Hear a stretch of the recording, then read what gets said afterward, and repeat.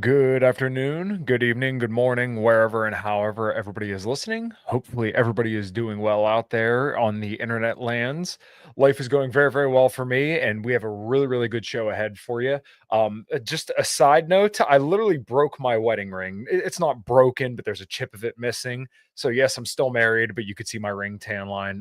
My wife and I are going to have to go get a new wedding ring because I literally dropped it when I went to go put it on, and a chip flew off. But, anyways, got this tank top last night from going to see Pantera. I was telling my guest today that it's my test run for no sleep because I didn't sleep a lot last night.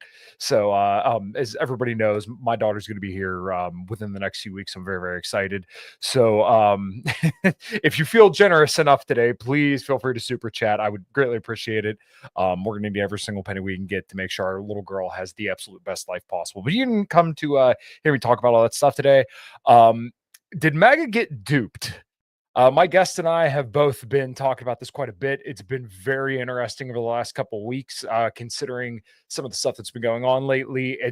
I don't know where this administration's brain is because just a lot of things optically have been really bad, but like this last week, it's a whole other level. But before we get into all that today, please make sure you go to all the links below where you can find my guest, everything he's got going on, and of course, all my links below. Go to talkfitness.com, use code Kyle at checkout to let them know I sent you. And without further ado, let's rock and roll.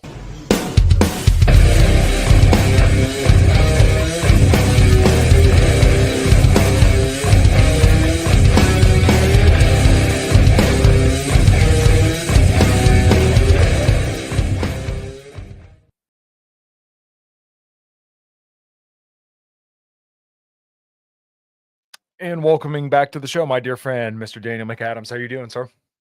I'm doing great, Kyle. How are you?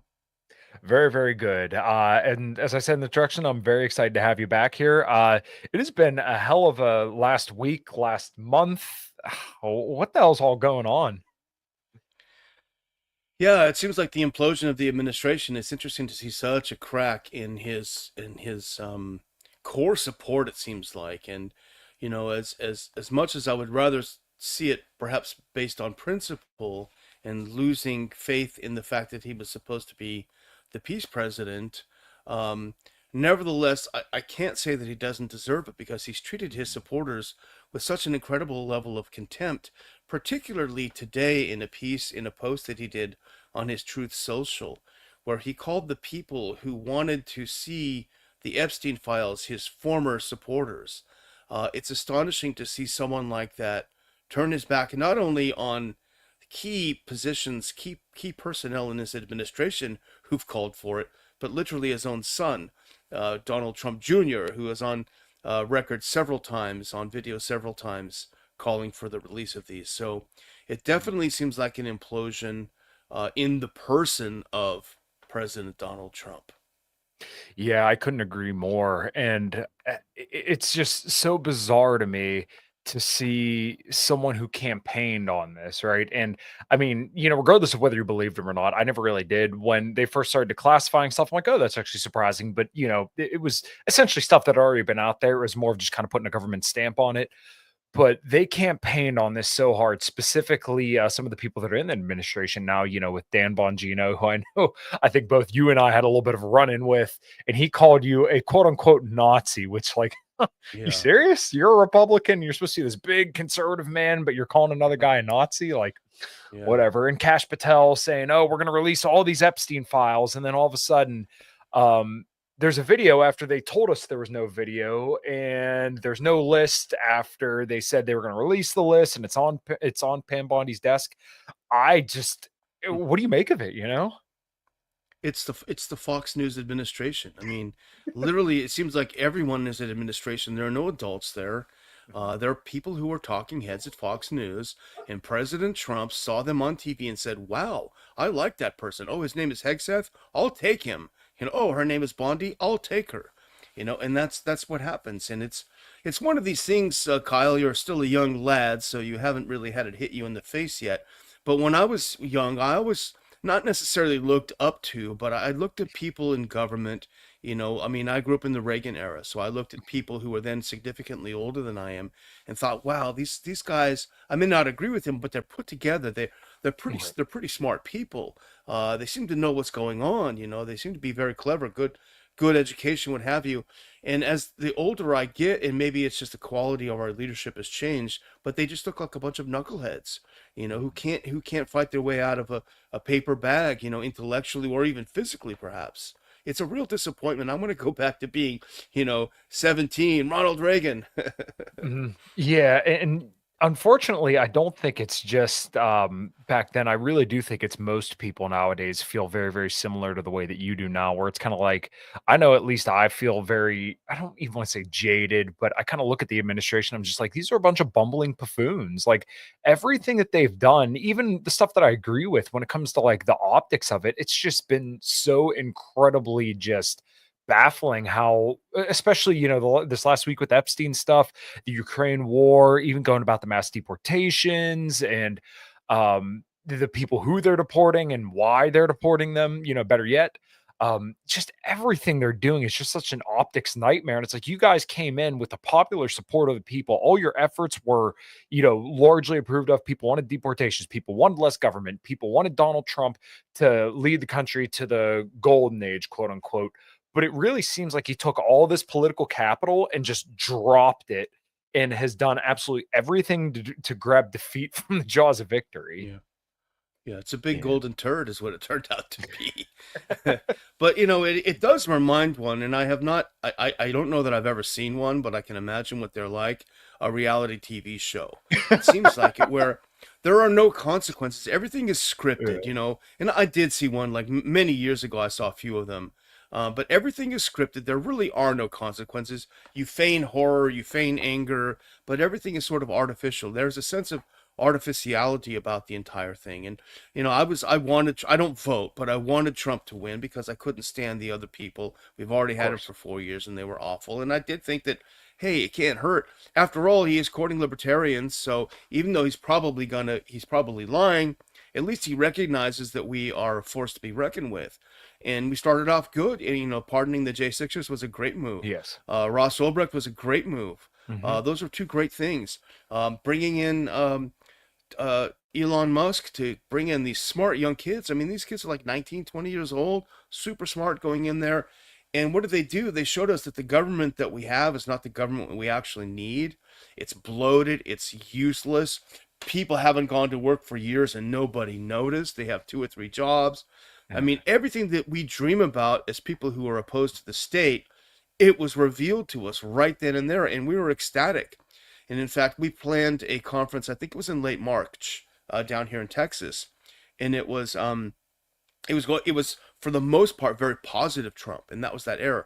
But about a week before, something started going south a little bit, and that's Mm. we started getting a feeling that something was a little bit weird, and then wow, it accelerated from there. So it was a great start, but he lost his way.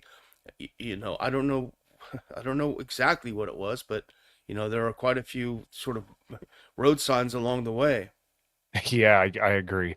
So one thing that I think you might have a little bit more insight on than the average person, I know there was a friend of mine on Twitter that was kind of giving you crap for it, was everybody said we had to support Donald Trump because look, he's having Ron Paul consult the administration. And I was one of the people kind of like, okay, is this just Elon retweeting Ron Paul, which is the right thing to do? And obviously everybody's happy that he's doing that. But like people were selling this as, oh my God, Ron Paul's in the Trump administration.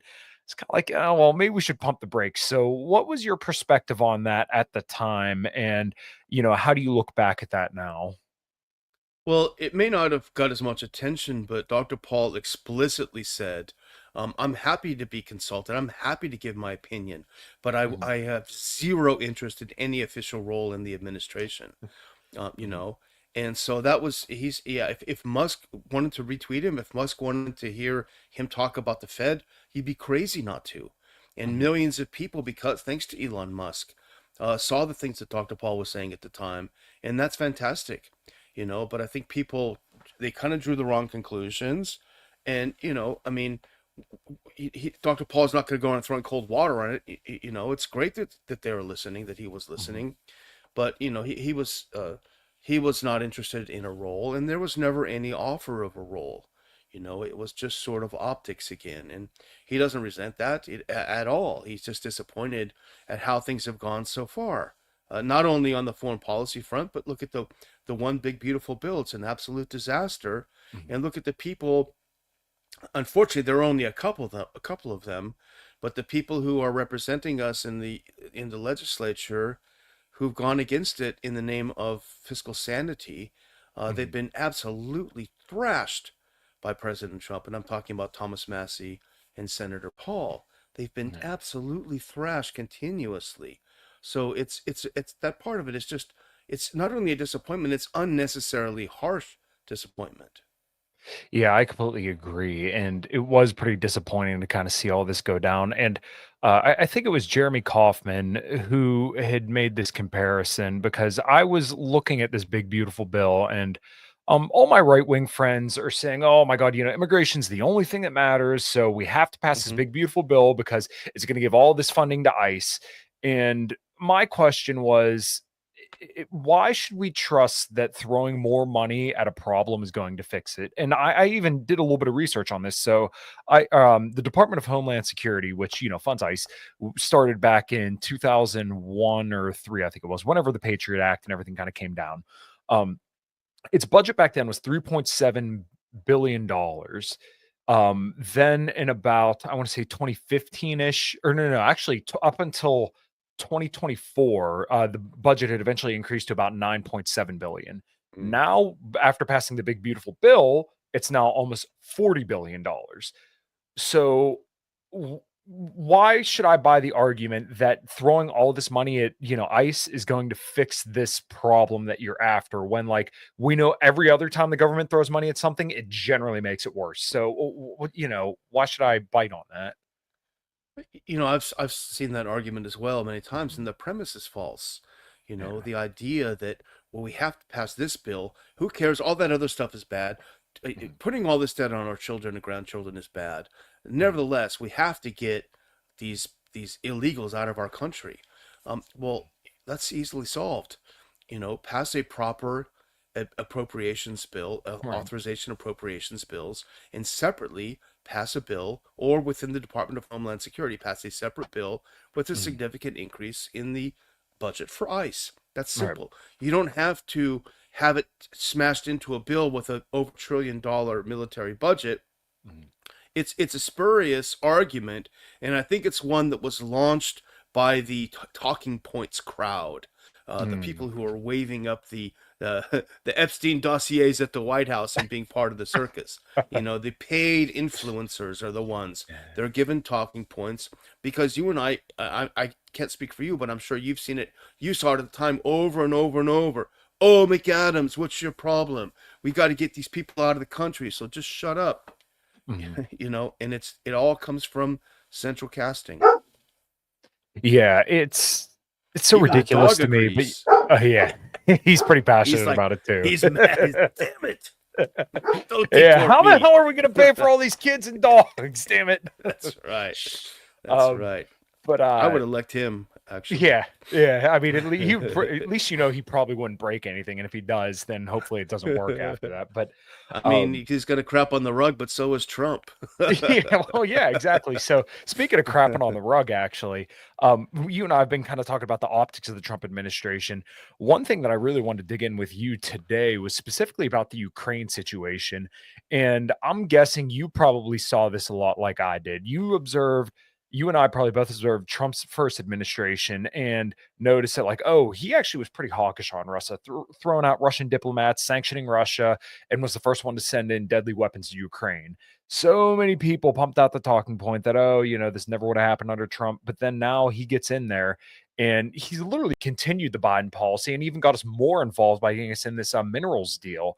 So, one of the things that we were always told is that we have to support Trump because he'll end the war in Ukraine in 24 hours. No, actually, he'll do it as president elect. Well, here we are 6 months later, and now we are more involved carrying out the same policy as Joe Biden. The minerals deal is like a really bad New York real estate deal, right? He sold you this beautiful penthouse. You're not going to Yeah, believe it. It's the best penthouse. Everyone says it's the best penthouse yeah, in the world. And you get there and it's some dump. There's no minerals there. And in fact, the top deposit of lithium, now my dog's barking. yeah. He The top agrees. deposit, they're talking to each other. The top Yeah. deposit of lithium in Ukraine was just taken by Russia. So, Mm. sorry, Trump. That's a dead deal. It's just all optics. There was nothing to sell, and everyone knew it. But you're right. Trump, not only did he give Ukraine the javelins to start with, but now stupidly he bragged about it. I gave him the javelins. I started this whole thing, but it wouldn't have started without me. I mean, if I was in, it wouldn't have started. It absolutely makes no sense. And he had a golden opportunity at the very beginning. And a lot of people that I respect, Alex Christoforo is one. He has a great podcast with Alexander Mercurius, the Duran, where they both said at the very beginning of the administration, this is your chance. It's Biden's war, man. I'm out. I'm out. I'm out of Yes. it. I was elected to end this war. We are out. Catch you later. If you want to have a chat, well, you guys can come over here. We'll meet somewhere else, but this is not our war. He didn't do that. He wasn't able to do that. He wasn't able to let go because he wanted a big, beautiful win in the win column. He wanted it neon lights. Trump won. And that's an ego issue. It's a problem that he has, and it sort of dogged him, certainly through his entire second term so far. But it was there in the first term as well. It's an ego problem, Yeah. narcissism, I guess. Yeah. So what do you think about some of the stories that are coming out that are saying that Trump is encouraging Zelensky to strike into Moscow? I saw a mutual friend of ours, Tom Luongo, saying he thinks it's bullshit, but I like Tom. I also think that he's really trying to play Trump up. And I don't mean that in a disrespectful way, but I just sometimes I see some of the stuff he says. I'm like, I don't know if I'm biting on that, but he's been right about some stuff. So, yeah. A lot of people have been right about some stuff. Yeah. But yeah, I don't know. I think that's played up in the press, and I think is it possible? Yeah, because Trump doesn't have seem to have an interest in the implications of what it might mean. Hey, you gonna hit him big or what? Without realizing the implications. If you send an American missile into Moscow, it's World War III. It's nuclear Armageddon. He doesn't seem to. He seems to be almost sociopathic. He doesn't understand the consequences of actions, and so he does things without taking a second. And we both know people like this. I'm sure. I'm sure that I do, who will do things and they have no idea the consequences of of their actions might be, and it's a dangerous thing to have, to have inside. So I wouldn't put it past him doing it, but I think it's been overplayed in the press. But the other issue that's complicated, not even complicated, but it's absolutely makes no sense, is in his mind he has a fixed idea that the United States is a mediator in the conflict, when Mhm. in fact we are providing weapons, and he has now said, I will provide weapons to Ukraine. Yes. He said that a few days ago, and today he said, I'm not on either side. You can't do that. You can't do Yeah. that. If you and someone down the street were about ready to have a knife fight, and I grabbed the big switchblade and handed it to you, said, here, Kyle, this is way bigger than the other guys, but hey, I'm not part of this fight. Come on, it's absurd. You can't play mediator. In a boxing match, the referee can't start hitting one of the other two boxers and say, hey, Mhm. I'm just the ref, man.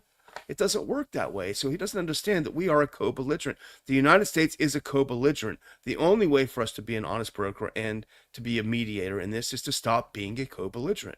We're out of the game. We're done. It's up to you. Europeans want to do it. Mertz, you want to do it? Knock yourself out, bro.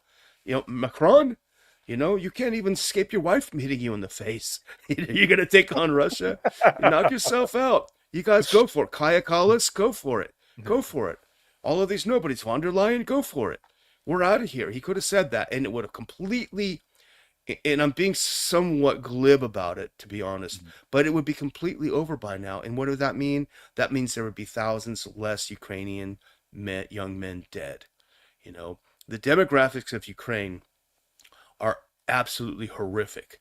The reason why Zelensky resisted drafting 18-year-olds is because if you look at the age related demographics, the 18 to 25, it was a time where there were very, very few births. And so you have kind of a semi big gap of these sort of 40 somethings. And then you Mhm. have this huge, tiny, tiny sliver. So what they've done is they have completely destroyed the ability to survive as a country demographically. And that on top of the fact that a new study came out showing that Ukrainian women are giving birth to zero point 0.9 children in their life. So you're Oh seeing no. a civilization ending crash in population that is complicated by the destruction of probably 1.5 million men. And that's an absolute tragedy that was completely unnecessary. And if it weren't for people like Boris Johnson back a couple of years ago, and everyone now in the administration like Lindsey Graham who's egging it on, what is he? What does Lindsey care? He doesn't have any kids. He doesn't care. He Mhm. doesn't care about the future. It's just him. It's just his ego. And so not only would we not have to worry about it and pay the bill, by the way, but we would not have this sort of on our collective consciences the idea that thousands of young men are being destroyed with the money that's being stolen from us. Yeah, it's amazing that when the war first broke out, Trump, you could find a news interview, and it was over the phone. Trump said it was a genocide. That's exactly what he said. He said that Russia's committing a genocide in Ukraine. Why would you continue to send weapons into Ukraine when even Trump has explicitly said that, like, he knows Russia's going to win? Everybody with a brain knows that Russia has more than enough people to just keep throwing at the problem until the problem goes away. That's the way that they could do it because, look at the size of the country, and then also think about like how Putin has led the country for his people over the last, what is it, 20 years that he's been serving. Um, People are willing to die for that because it's a great country. And once again, their standard of living is getting better and better and better. And it's the same way I kind of look at China. Like they have great leaders. Xi and Putin are both great leaders for their country. We don't have that here anymore. People aren't going to go sign up to die for Joe Biden, Donald Trump, or Kamala Harris. Some people may die for Trump, but I mean, nowhere near the same amount of people that are going to want to die for Xi or die for Putin because they realize that their country's something worth, fighting for. Ukraine, I mean, there's some elements of that, but I mean, they just don't have the people to really, put up against Russia. So it's exactly what you're seeing. People are just getting slaughtered needlessly. And people use the argument, oh, well, Joe Biden already sent these weapons in, and oh, we might lose trust. But like you said, why not just walk away from it? Hey, this is Joe Biden's war. This wouldn't happen under me. We can't help you anymore. You're on your own. I'm sorry, but we can't help anymore. We have to focus on us. Instead, like you said, tied in. Well, as people are very enthusiastic about reminding me on X, I am not in the best shape that I've been in my life. I was a football player in high school, but but that's like me taking on an MMA fighter, right? You know, I'm Ukraine and I'm taking on some big MMA dude. Yeah. I'm not in the best shape. It's not a good risk. Kyle, you be in the bar saying, "Yo, take it easy, McAdams. This guy is a hell of a lot bigger than you. Just Yeah. maybe it's time to stop the beer." But in all seriousness, it's funny that Trump would say it's a genocide because um, it's I wouldn't say it's a genocide. It's kind of a I don't know the right word. I'm sure there is a word for it, but a destruction of the demographics of the country. But if you actually want to see a genocide, then you would only look over to Gaza, where you see the people that are getting Right. killed they are civilians, and Yes. the civilians are outnumber those of military in the military by a factor of enormous. Now you can be sure that if Russia was targeting civilians in Ukraine, we would know it. It would be on our screens. And it's hilarious because I look at reports all the time. I look at the technical reports of the strikes, and you'll see, like, even when Russia strikes in Kiev, you'll see Russia launched 50 drones into Kiev and blew up a ton of crap. One person was killed and three were injured. Mhm. Like that wouldn't even be before the coffee break in Gaza. I mean, it's Right.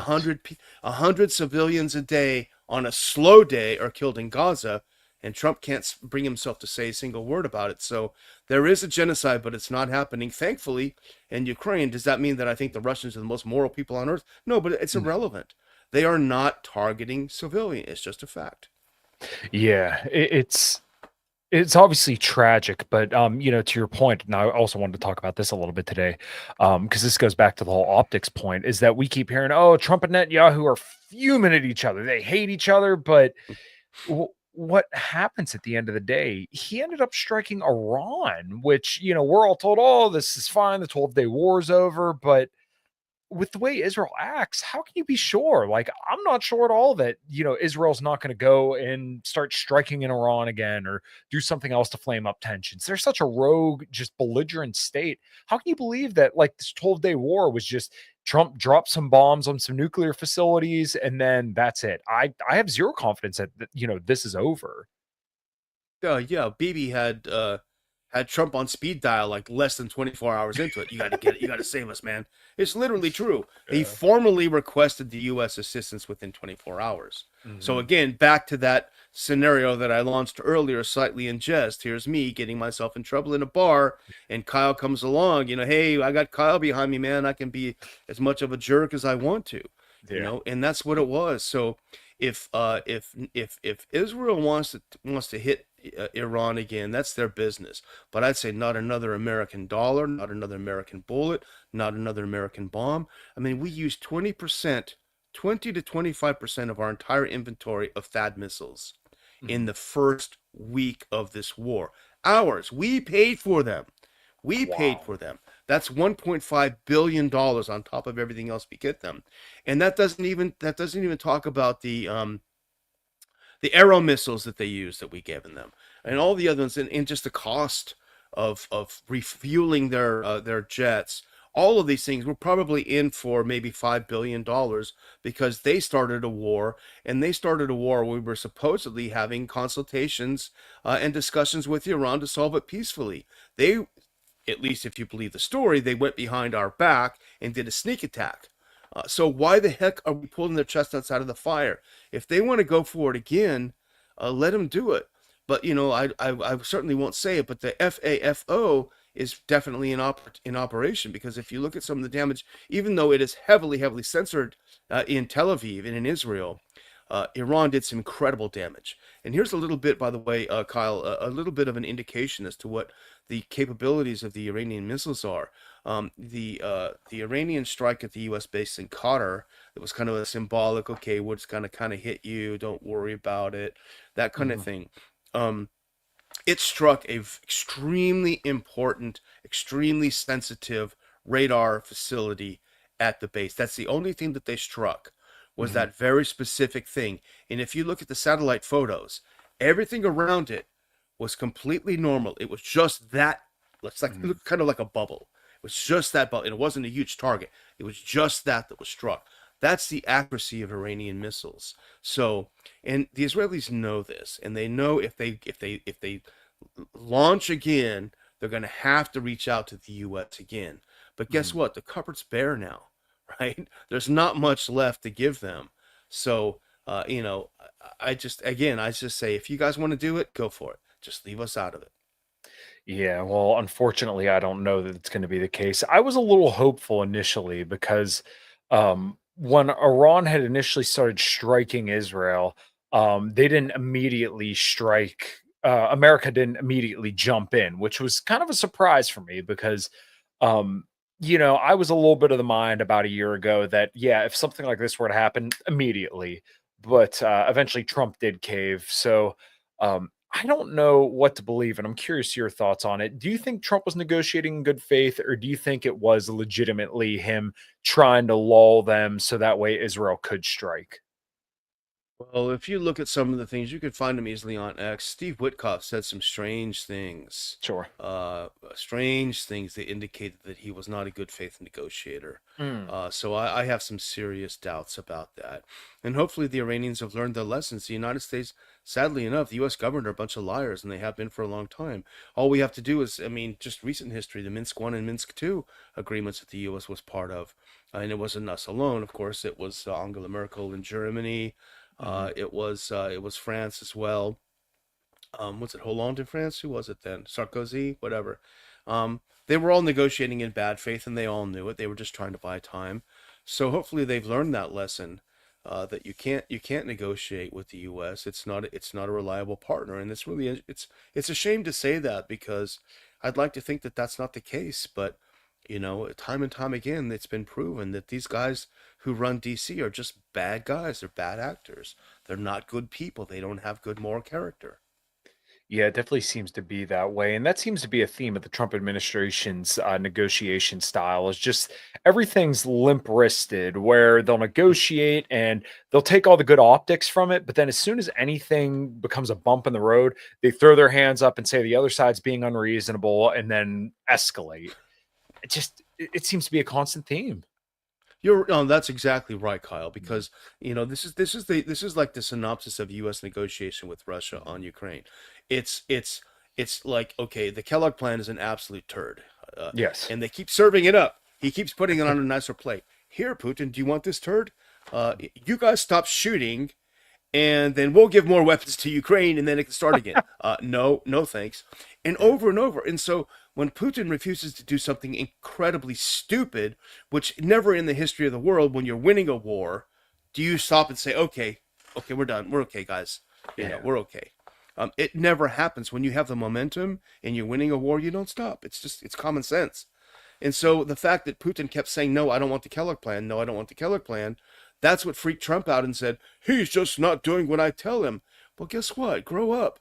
This is the real world. And Putin, for all of his faults, the one thing you can say is he seems to be certainly looking out for his country's interests. They feel it's an existential crisis, which it is. Having an aggressive NATO on your doorstep is an existential crisis. And Trump himself admitted that.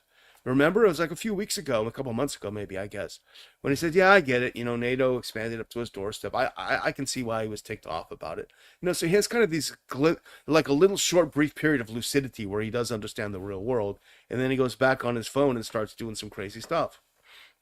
Yeah. And it's like you said, it's so childish essentially because to believe that Russia is just going to come to the negotiating table by doing the same exact policy that's failed now for the last, geez, 3.5 years. Why would Putin think anything different? And at a certain point, he's just not going to listen to you anymore if all you do is just constantly say, "Hey, we're going to continue to arm Ukraine, who's right on your border, but we want you to stop winning the war." How do you Yeah. take the US seriously at this point?